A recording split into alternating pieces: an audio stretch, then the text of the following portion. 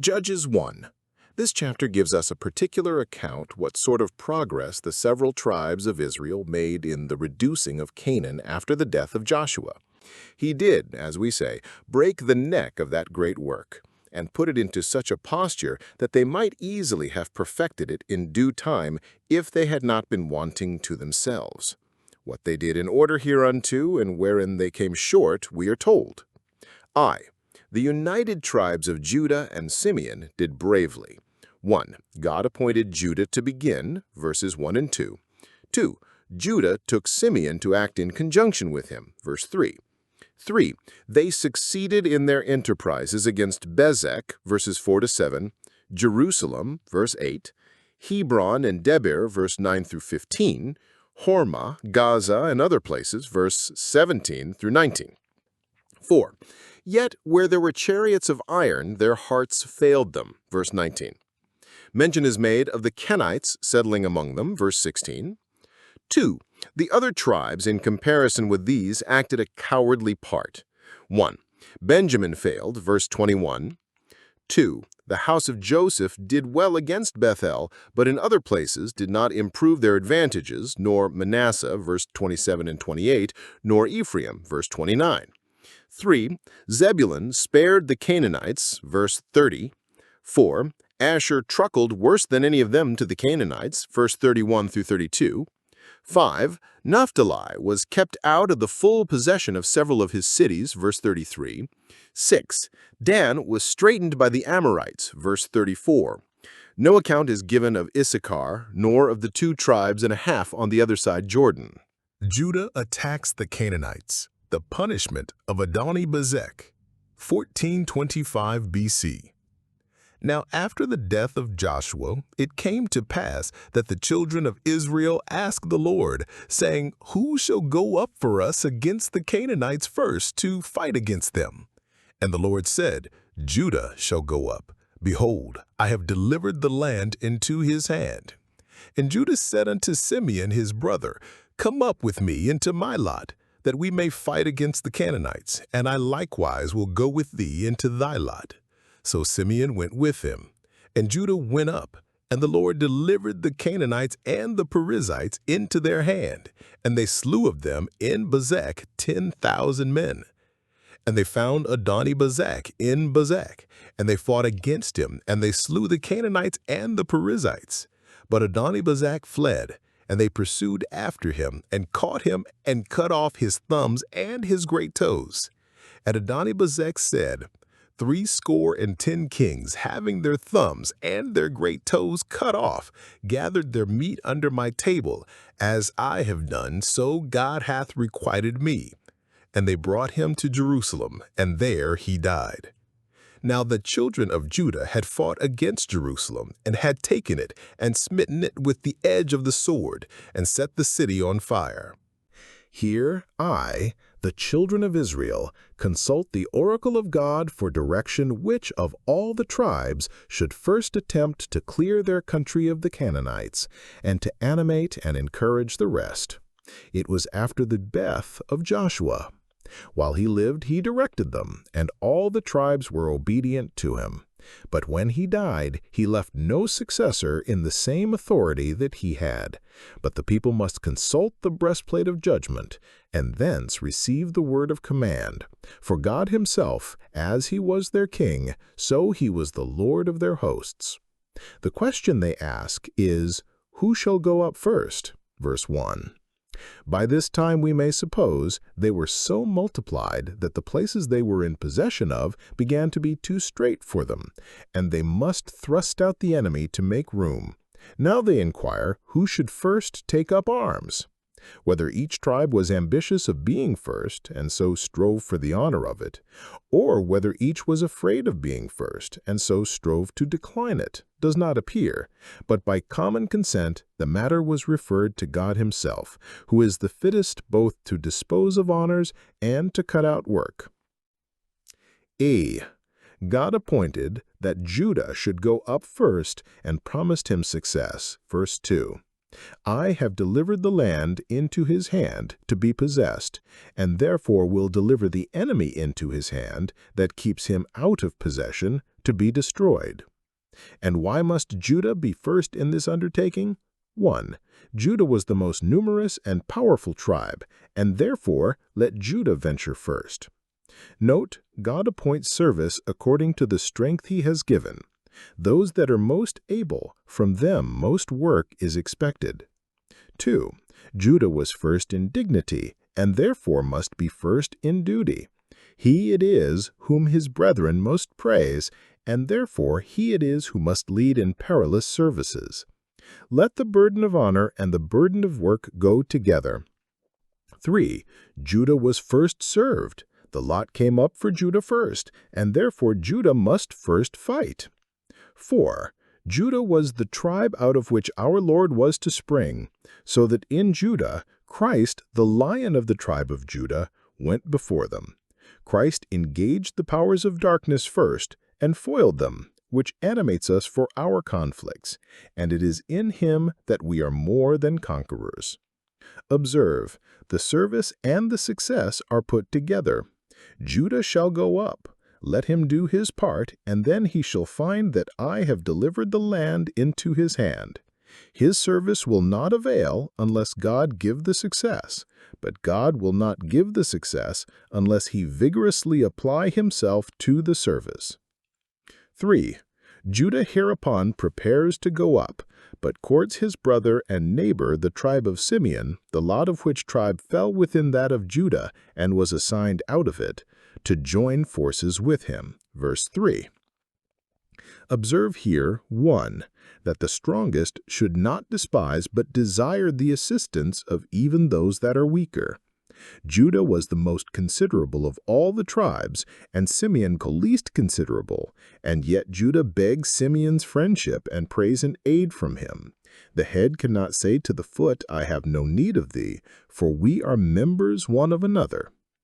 2. Those that crave assistance must be ready to give assistance.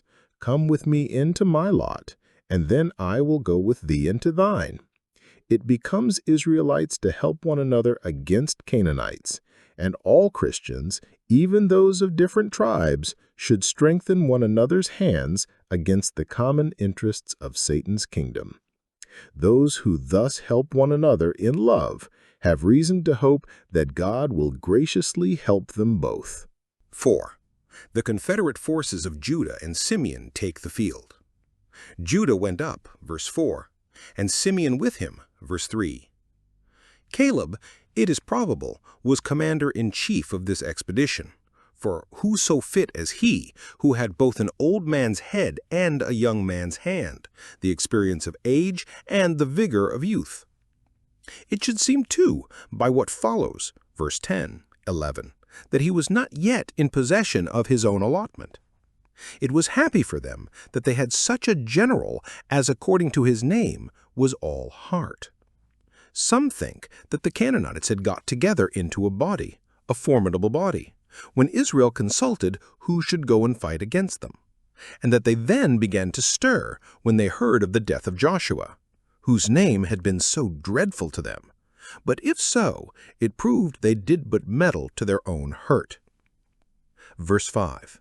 God gave them great success. Whether they invaded the enemy or the enemy first gave them the alarm, the Lord delivered them into their hand. Verse 4.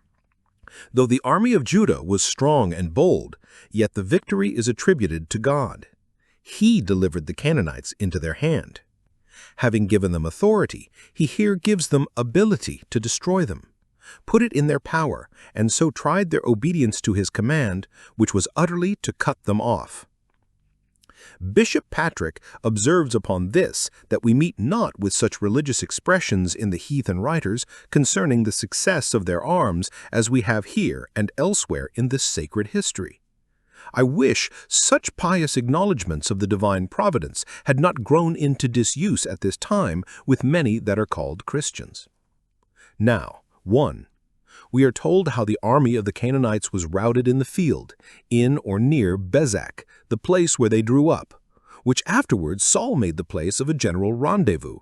1 Samuel 11:8. They slew 10,000 men, which blow, if followed, could not but be a very great weakening to those that were already brought so very low. 2. How their king was taken and mortified. His name was Adoni-Bezek, which signifies Lord of Bezek. There have been those that called their lands by their own names, Psalm 49:11, but here was one, and there has been many another, that called himself by his land's name. He was taken prisoner after the battle, and we are here told how they used him.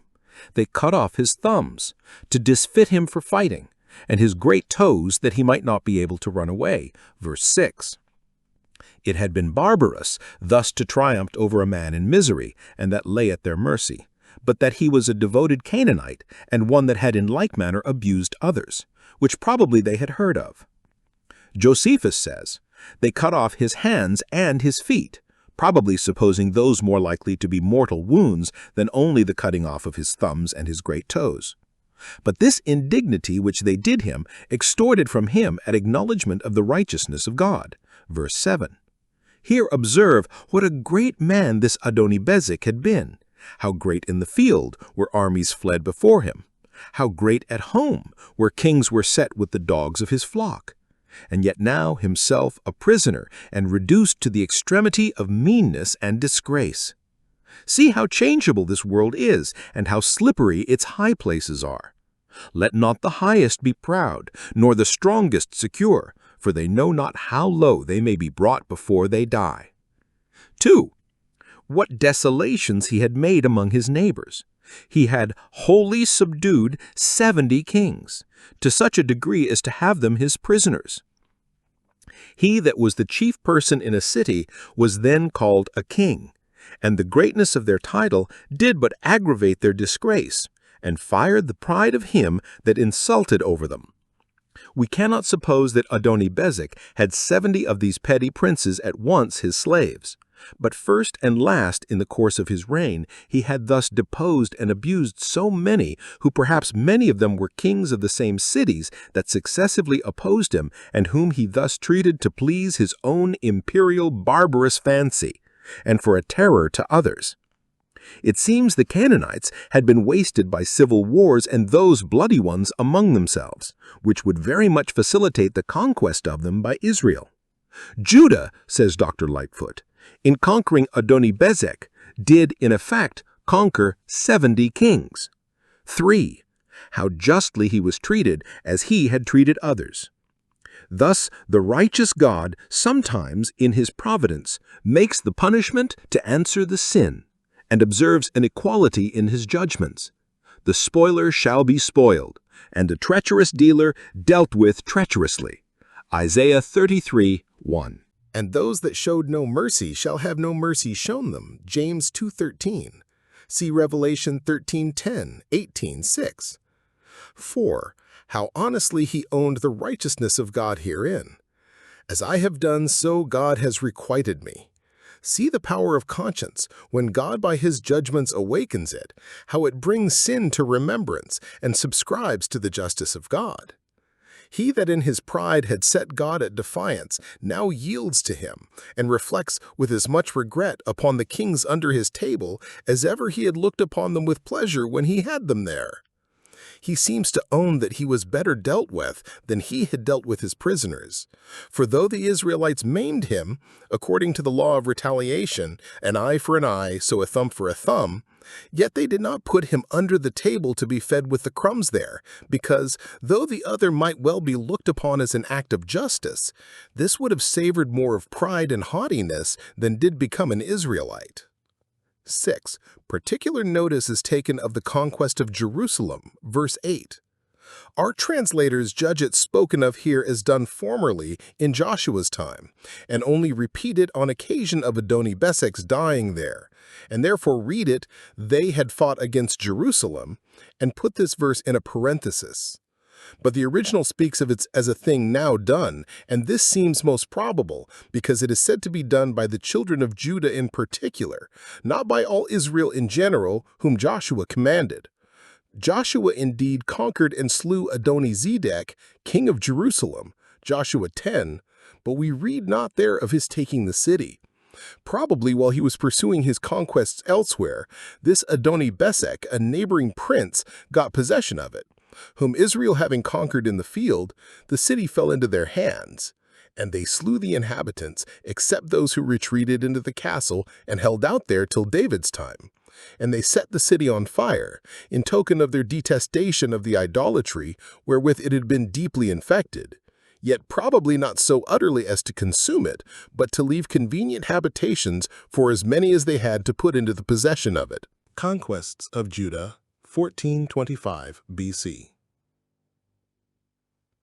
And afterward the children of Judah went down to fight against the Canaanites that dwelt in the mountain and in the south and in the valley. And Judah went against the Canaanites that dwelt in Hebron. Now the name of Hebron before was Kirjath Arba. And they slew Sheshai, and Axha, and Talmai.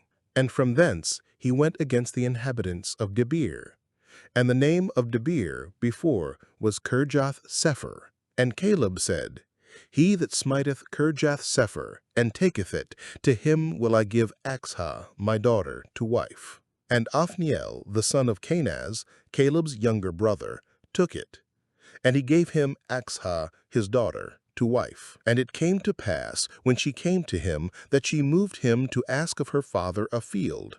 And she lighted from off her ass, and Caleb said unto her, What wilt thou?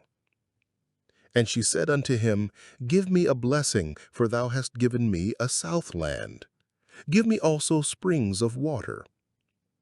And Caleb gave her the upper springs and the nether springs. And the children of the Kenite, Moses' father-in-law, went up out of the city of palm trees with the children of Judah into the wilderness of Judah, which lieth in the south of Arad.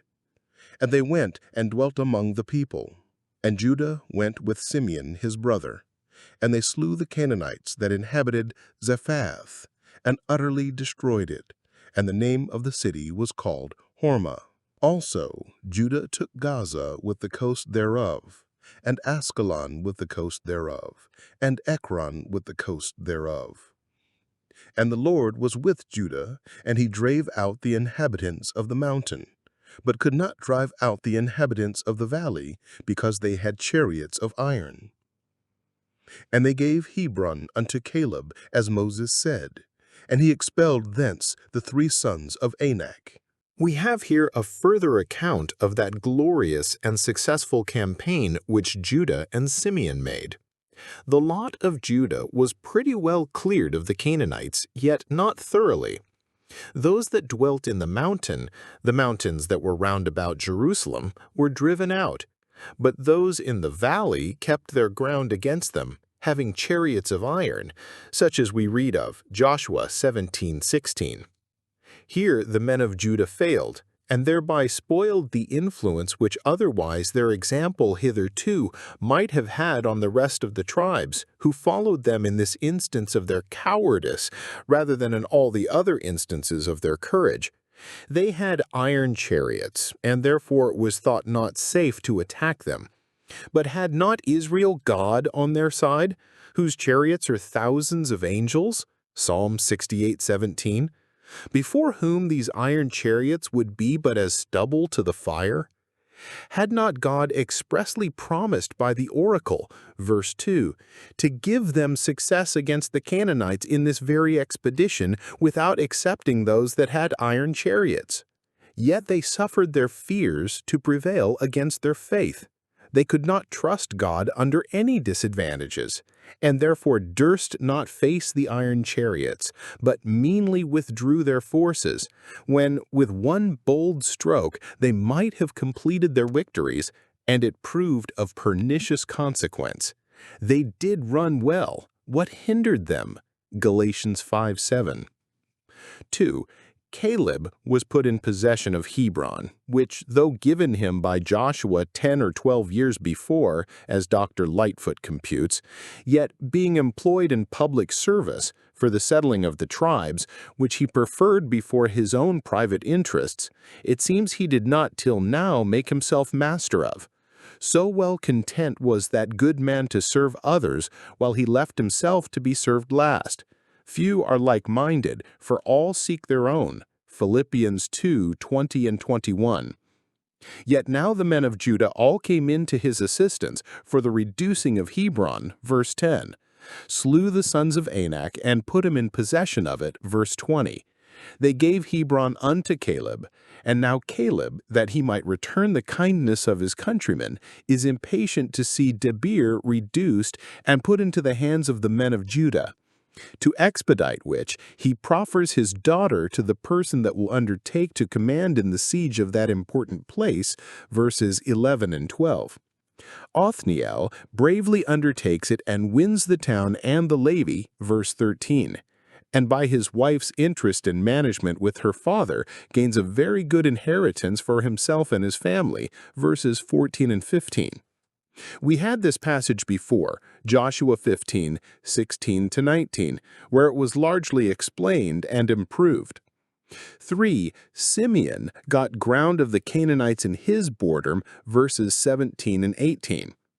In the eastern part of Simeon's lot, they destroyed the Canaanites in Zephath and called it Hormah, destruction, adding this to some other devoted cities not far off, which they had some time ago, with good reason, called by that name, Numbers 21:2-3. And this perhaps was the complete performance of the vow they then made that they would utterly destroy these cities of the Canaanites in the south. In the western part they took Gaza, Ashkelon, and Ekron, cities of the Philistines. They gained present possession of the cities, but not destroying the inhabitants, the Philistines in process of time recovered the cities and proved inveterate enemies of the Israel of God, and no better could come of doing their work by the halves.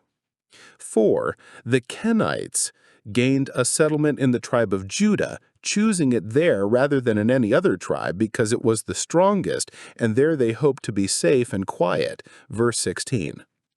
These were the posterity of Jethro, who either went with Israel when Moses invited them, Numbers 10:29, or met them about the same place when they came up from their wanderings in the wilderness 38 years after, and went with them then to Canaan, Moses having promised them that they should fare as Israel fared, Numbers 10:32. They had at first seated themselves in the city of palm trees, that is, Jericho, a city which was never to be rebuilt, and therefore the fitter for those who dwelt in tents and did not mind building. But afterwards they removed into the wilderness of Judah, either out of their affection to that place, because solitary and retired, or out of their affection to that tribe, which perhaps had been in a particular manner kind to them. Yet we find the tent of Yel, who was of that family, far north in the lot of Naphtali, when Sisera took shelter there. Chapter 4, verse 17. This respect Israel showed them to let them fix where they pleased, being a quiet people who, wherever they were content with a little. Those that molested none were molested by none. Blessed are the meek, for thus they shall inherit the earth. The Israelites mixed with the Canaanites, 1425 BC. And the children of Benjamin did not drive out the Jebusites that inhabited Jerusalem, but the Jebusites dwell with the children of Benjamin in Jerusalem unto this day. And the house of Joseph they also went up against Bethel, and the Lord was with them. And the house of Joseph sent to descry Bethel. Now the name of the city before was Luz. And the spies saw a man come forth out of the city, and they said unto him, Show us, we pray thee, the entrance into the city, and we will show thee mercy. And when he showed them the entrance into the city, they smote the city with the edge of the sword, but they let go the man and all his family. And the man went into the land of the Hittites, and built a city, and called the name thereof Luz, which is the name thereof unto this day. Neither did Manasseh drive out the inhabitants of Bethshean and her towns, nor Taanach and her towns, nor the inhabitants of Dor and her towns, nor the inhabitants of Ibleam and her towns, nor the inhabitants of Megiddo and her towns, but the Canaanites would dwell in that land. And it came to pass, when Israel was strong, that they put the Canaanites to tribute, and did not utterly drive them out. Neither did Ephraim drive out the Canaanites that dwelt in Gezer, but the Canaanites dwelt in Gezer among them. Neither did Zebulun drive out the inhabitants of Kitron, nor the inhabitants of Nahalol, but the Canaanites dwelt among them and became tributaries. Neither did Asher drive out the inhabitants of Akko, nor the inhabitants of Zidon, nor of Alab, nor of Akzib, nor of Helba, nor of Aphik, nor of Rehob. But the Asherites dwelt among the Canaanites, the inhabitants of the land, for they did not drive them out.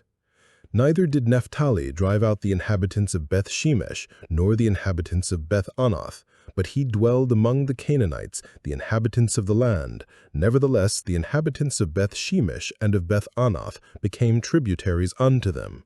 And the Amorites forced the children of Dan into the mountain, for they would not suffer them to come down to the valley. But the Amorites would dwell in Mount Heres, in Aijalon, and in Shalbim. Yet the hand of the house of Joseph prevailed, so that they became tributaries. And the coast of the Amorites was from the going up to Akrabim, from the rock and upward. We are here told upon what terms the rest of the tribe stood with the Canaanites that remained. Benjamin neglected to drive the Jebusites out of that part of the city of Jerusalem which fell to their lot, verse 21. Judah had set them a good example and gained them great advantages by what they did, verse 9, but they did not follow the blow for want of resolution. The house of Joseph bestirred themselves a little to get possession of Beth-el, verse 22. That city is mentioned in the tribe of Benjamin, Joshua 18:22, yet it is spoken of there, verse 13, as a city in the borders of that tribe, and it should seem the line went through it, so that one half of it only belonged to Benjamin, the other half to Ephraim. And perhaps the activity of the Ephraimites at this time to recover it from the Canaanites secured it entirely to them henceforward, or at least the greatest part of it. For afterwards we find it so much under the power of the 10 tribes, and Benjamin was none of them, that Jeroboam set up one of his calves in it. In this account of the expedition of the Ephraimites against Bethel, observed 1, their interest in the divine favor. The Lord was with them and would have been with the other tribes if they would have exerted their strength. The Chaldee reads it here as in many other places, the word of the Lord was their helper, namely Christ himself, the captain of the Lord's host, now that they acted separately as well as when they were all in one body. 2, the prudent measures they took to gain the city. They sent spies to observe what part of the city was weakest, or which way they might make their attack with most advantage. These spies got very good information from a man they providentially met with, who showed them a private way into the town, which was left unguarded because, being not generally known, no danger was suspected on that side. And here, 1, he's not to be blamed for giving them this intelligence, if he did it from a conviction that the Lord was with them, and that by his donation the land was theirs of right, any more than Rahab was for entertaining those whom she knew to be enemies of her country, but friends of God. Nor are those to be blamed who showed him mercy, gave him and his family not only their lives, but liberty to go wherever they pleased, for one good turn requires another. But it seems he would not join himself to the people of Israel. He feared them rather than loved them, and therefore he removed after a colony of the Hittites, which it should seem had gone into Arabia and settled there upon Joshua's invasion of the country. With them this man chose to dwell, and among them he built a city, a small one we may suppose, such as planters commonly build, and in the name of it preserved the ancient name of his native city, Luz, an almond tree, preferring this before its new name, which carried religion in it, Bethel, the house of God. 3, their success. The spies brought or sent notice of the intelligence they had gained to the army, which improved their advantages, surprised the city, and put them all to the sword, verse 25. 2. Besides this achievement, it seems the children of Joseph did nothing remarkable. 1. Manasseh failed to drive out the Canaanites from several very considerable cities in their lot, and did not make any attempt upon them. Chapter 27. But the Canaanites, being in possession, were resolved not to quit it. They would dwell in that land, and Manasseh had not resolution enough to offer to dispossess them, as if there was no meddling with them unless they were willing to resign, which it was not to be expected they ever would be. Only as Israel got strength they got ground, and served themselves both by their contributions and by their personal services, verse 28, chapter 35. 2. Ephraim likewise, though a powerful tribe, neglected Gezer, a considerable city, and suffered the Canaanites to dwell among them, verse 29. which some think intimates they're allowing them a quiet settlement and indulging them with the privileges of an unconquered people, not so much as making them tributaries. 3. Zebulun, perhaps inclining to the sea trade, for it was foretold that it should be a haven for ships, neglected to reduce Kitron and Nahalal, verse 30, and only made the inhabitants of those places tributaries to them. 4. Asher quit itself worse than any of the tribes, verses 31 and 32, not only in leaving more towns than any of them in the hands of the Canaanites, but in submitting to the Canaanites instead of making them tributaries, for so the manner of expression intimates that the Asherites dwelt among the Canaanites, as if the Canaanites were the more numerous and the more powerful, would still be the lords of the country, and the Israelites must be only upon sufferance among them. V. Naphtali also permitted the Canaanites to live among them, verse 33. Only by degrees they got them so far under as to exact contributions from them. 6. Dan was so far from extending his conquests where his lot lay that, wanting spirit to make head against the Amorites, he was forced by them to retire into the mountains and inhabit the cities there, but durst not venture into the valley, where it is probable the chariots of iron were. Verse 34. Nay, and some of the cities in the mountains were kept against them. Verse 35. Thus were they straitened in their possessions and forced to seek for more room at Laish, a great way off, chapter 18, verse 1, etc. In Jacob's blessing, Judah is compared to a lion, Dan to a serpent. Now observe how Judah, with his lion-like courage, prospered and prevailed, but Dan, with all his serpenting subtlety, could get no ground. Craft and artful management do not always effect the wonders they pretend to. What Dan came short of doing, it seems, his neighbors the Ephraimites in part did for him. They put the Amorites under tribute, verse 35. Upon the whole matter, it appears that the people of Israel were generally very careless both of their duty and interest in this thing. They did not what they might have done to expel the Canaanites and make room for themselves. And one, it was owing to their slothfulness and cowardice. They would not be at the pains to complete their conquests, like the sluggard that dreamed of a lion in the way, a lion in the streets. They fancied insuperable difficulties and frightened themselves with winds and clouds from sowing and reaping. 2. It was owing to their covetousness. The Canaanites' labor and money would do them more good, they thought, than their blood, and therefore they were willing to let them live among that they might make a hand of them. 3. They had not that dread and detestation of idolatry which they ought to have had. They thought it was a pity to put these Canaanites to the sword, though their measure of iniquity was full, thought it would be no harm to let them live among them, and that they should be in no danger from them. 4. The same thing that kept their fathers 40 years out of Canaan kept them now out of the full possession of it, and that was unbelief. Distrust of the power and promise of God lost them their advantages and ran them into 1,000 mischiefs.